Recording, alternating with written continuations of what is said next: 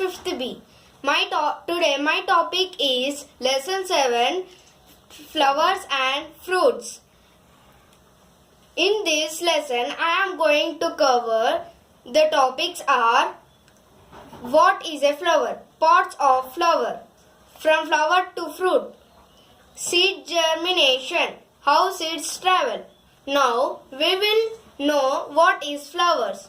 A flower is the part of the plant that gives seeds. The flower grow into fruits which contain seeds. Some fruits have one seed, others have many seeds. New plants grow from these seeds. Now we will know about the parts of a flower. Parts of a flower. The outer colored parts are called petals. The petals may be white or colored, but in this picture the petals are red and pink. The flowers like the hibiscus and rose may be seen in many different colors. The petals of a rose have a pleasant smell or fragrancy. Some flowers are fragrant, others are not. The color and smell of a flower attract insects to it. These insects help the flower to become fruit. At the base or bottom of the flower, you will find the green sepals. They look like tiny leaves. These are the sepals. They protect the flower when it is a bird.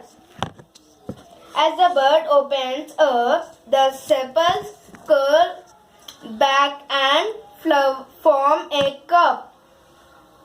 The whole flower is attached to the stem by a stalk. Have you seen tiny parts of a flower colored with a yellow powder? These tiny parts is called pollen grains. These tiny parts are the anthers or pollen boxes. The yellow powder is called pollen. Each anther is on a very thin stalk called a filament. Go there.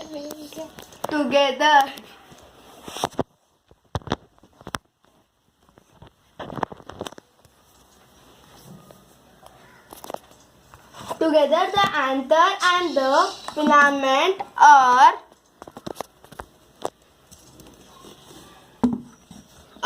called the stamen. Okay, read. This is the male part of the flower. In the center of the flower, you will see a long tube-like part. This is called the style. At the top of the style is a sticky part called the stigma. At the bottom of the style is the ovary or seed box. The ovary contains tiny ovules or egg cells. Together, the stigma, the style and the ovary are called the carpel. This is the female part of the flower. In other flowers, the arrangement of these parts may be a little different. Go there. Now, we will see an experiment. Practical. Practical. This is the first stage of the hibiscus. This is the second step. The sepals protect the bird. This is third stage. Okay. Now, Now, when it grows, when it grows, the the flower will be like this.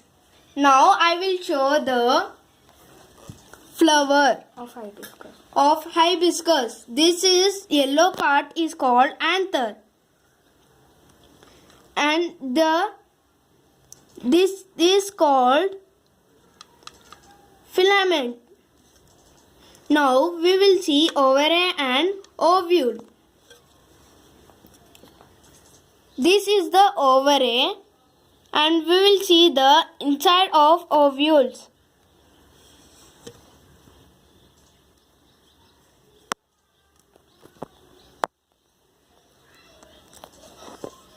The balls is called ovules. This is called ovules. It is a female one. It is the female one. Open this. Can they open this? Now we will know about from flowers to fruit. నిన్ను చూపించాలి ఇప్పుడు నేను.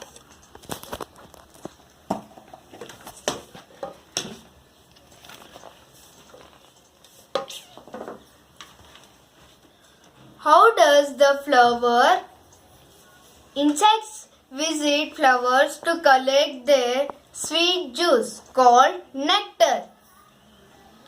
When an insect sits on the flower, some of the yellow pollen dust may fall on its body and stick to it. The insect carries the pollen to the other flower. The pollen may be fall on the stigma of the new flower. This to other flowers. The pollen may be fall on the stigma of the new flower. This method or process of taking pollen from one flower to another is called pollination. The pollen grains enter the ovary throughout the style. There they get fused or joined up with the ovules to form